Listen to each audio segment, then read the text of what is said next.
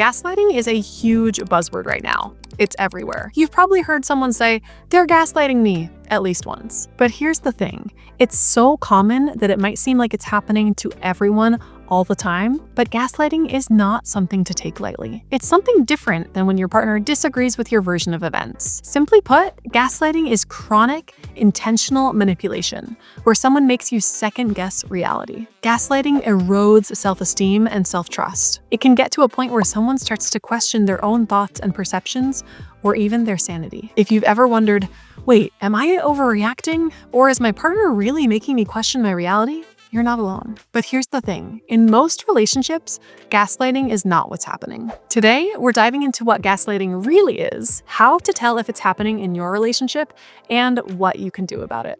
Hey, I'm Allie, a licensed marriage and family therapist and head of relationships at Paired, the relationship coach in your pocket. If you're ready to strengthen your relationship, you'll love what's in the description below. Let's start by what gaslighting is not. In your relationship, there might be things causing you both to disagree or causing you to question whether something actually happened. This is not an easy situation at all, but it's also not gaslighting. It's miscommunication. Gaslighting is not someone forgetting something you said, someone disagreeing with your version of events, a one-off moment of defensiveness. What is gaslighting then? It's chronic and purposefully manipulative behavior.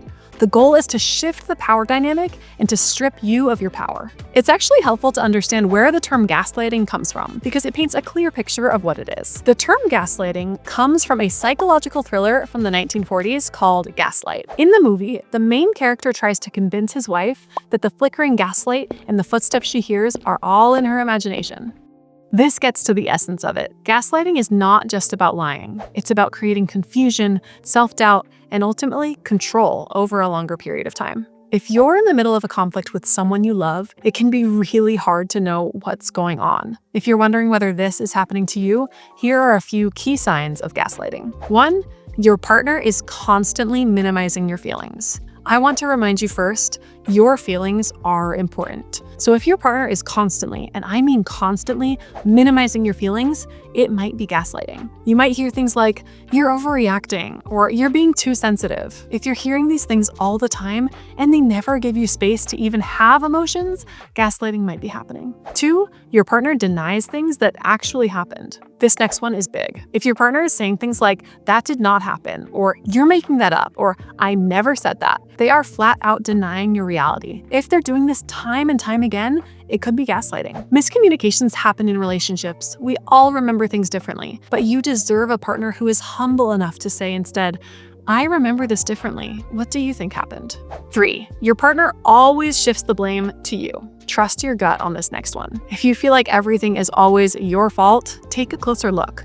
Does your partner never take responsibility for their part in a pattern? Are they always shifting blame? Are they never able to admit their wrongs? Somehow you might find yourself apologizing for things you didn't even do, or wondering how you leave every conversation feeling guilty. The key word here is always, or almost always. Everyone gets defensive from time to time, but if you have a partner who is allergic to responsibility, they could be gaslighting you. 4, your partner is questioning your sanity. This is a telltale sign. Your partner might compare you with other people and say things like, "I don't think anyone else thought that," or "There were other people there and they would agree with me." What this does is create doubt about your perception, your credibility, or even your mental health. It deeply erodes your self-confidence, and it's part of gaslighting. Quick visual exercise. Now that you know the signs of gaslighting, let's put them in the context of your relationship. Think back to the last time you disagreed with your partner. Did they dismiss your emotions, twist the story, make you feel confused or crazy, refuse to hear your side? Now think back to a different disagreement and try to remember how you felt that time. Did they dismiss your emotions, twist the story, make you feel confused or crazy, refuse to hear your side? If there's a pattern here, it's worth paying closer attention. One-off moments aren't gaslighting, but patterns are. So what can you do? Let's talk about what you can do if any or several of these signs ring true for you. First, I want to say, this is really hard, and I'm sorry you're going through this. One way to address the situation is to call it out. You don't need to accuse your partner of anything, but you can ask directly. The next time your partner starts questioning your reality, you could say something like, "I feel like my perspective is being dismissed and it's making me question myself.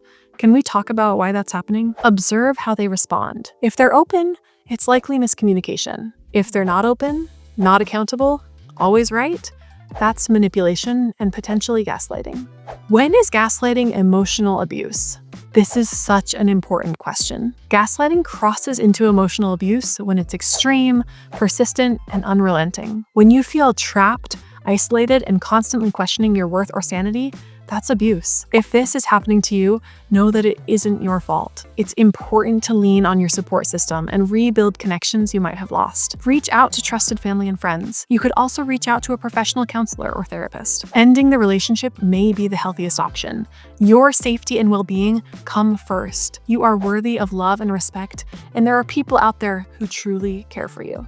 Rebuilding self-trust after gaslighting. If you've experienced gaslighting, you might feel disconnected from your own instincts. So let's talk about how to rebuild that self-trust. Start tracking your thoughts and feelings. Journaling every day is a simple tool, but it really can help you see your patterns and understand your experiences. Talk to someone you trust. Whether it's a friend, therapist, or support group, getting outside perspective is critical. Practice setting boundaries, even small ones. Saying something like, "I don't feel comfortable with that," can be a huge step. Healing takes time, but you can learn to trust yourself again. We covered a lot today, so let's break down the most important things to know about gaslighting. Gaslighting is chronic, intentional manipulation. It's about control, not just disagreement. Look for patterns: minimizing, denial, blame shifting, and questioning your sanity. If you're unsure, call it out without accusing and watch their response.